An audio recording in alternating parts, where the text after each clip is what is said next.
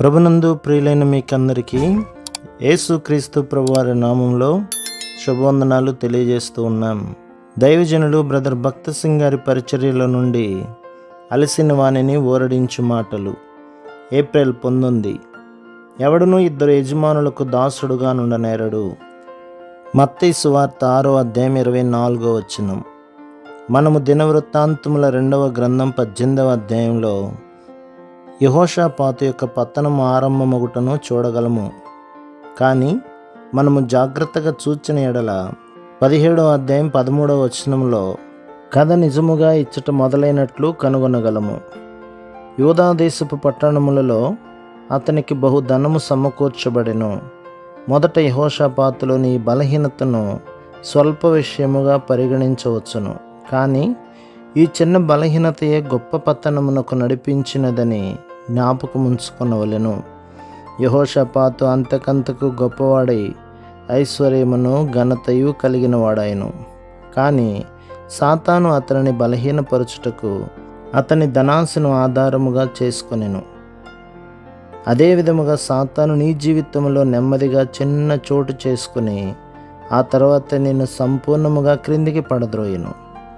దినవృత్తాంతముల 2వ గ్రంథం 18వ అధ్యాయం 1వ వచనంలో యెహోషాపాతు ఆహాబుతో సన్నిహిత సంబంధమును ఏర్పరచుకున్నట్లు చదువుచున్నాము. ఇశ్రాయేలీయులను పరిపాలించని మిక్కిలి చెడ్డ రాజులలో ఆహాబు ఒకడు. రాజుల మొదటి గ్రంథం 16వ అధ్యాయం 30 నుంచి 33వ వచనం వరకు. అటువంటి రాజుతో యెహోషాపాతు వియ్యమొందెను. లోకములో ఐశ్వర్య ఘనతలు గలవారు తమ వలనే ఐశ్వర్య ఘనతలు గలవారితోనే స్నేహం చేయవలనని శోధించబడుదురు. ఎవరైతే ఐశ్వర్యమును ఉన్నత స్థానమును కలిగిన వారుగా నుందురో అట్టి వారందరితో స్నేహ సంబంధములు కలిగి ఉండవలనని కోరుదురు. అనేకులు టీ పార్టీలకు విందులకు వెళ్ళనిష్టపడుటకు గల కారణము మంచి ఆహారం కొరకు మాత్రమే గాక ప్రముఖులైన వ్యక్తులను అచ్చట కలుసుకొనుటకు వీలగునని కూడా వెళ్ళెదరు.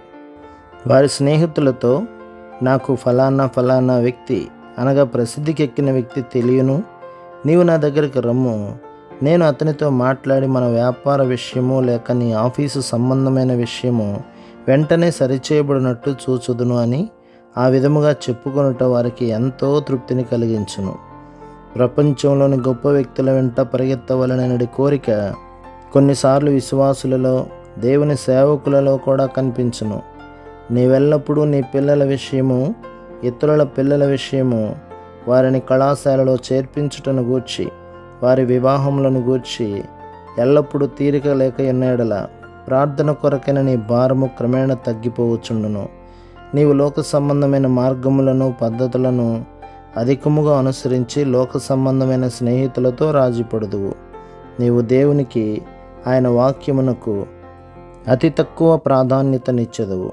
అనేక మంది దేవుని సేవకులు దేవుని సేవలో కూడా లోక సంబంధమైన పద్ధతులు ప్రవేశపెట్టిరి. అటువంటి లోక సంబంధమైన జీవితం నీ జీవితంలో గొప్ప ఆత్మీయ నష్టమును తీసుకొని వచ్చును. ప్రభు మిమ్మును మీ కుటుంబమును మీ సంఘమును దీవించి ఆశీర్వదించునుగాక. ఆమేన్.